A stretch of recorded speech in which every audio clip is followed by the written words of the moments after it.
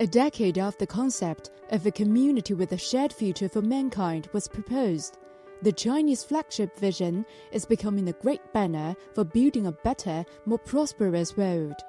Observers around the world have seen clearly the positive role that China's vision has played in the world arena, believing it has met the global need for shared growth in times when economic globalization faces strong headwinds and the whole world is perplexed by the deficits in peace, development, security, and governance.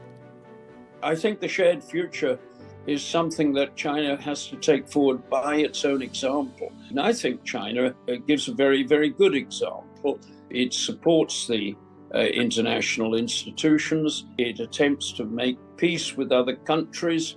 It attempts to provide shall we say, a place where people can discuss peace and the future. That's very, very important for the rest of the world to see that China is doing for itself what it is recommending to others. I mean, nobody should nurse the illusion that there is some isolated place on earth where a state or a nation could promote its own prosperity solely through its own efforts and in separation from the rest of the world. Building a community of shared future for mankind is the only way to achieve a harmonious development of the world. The Asian Pacific community with the shared future is the right political, economic, and social path for the region.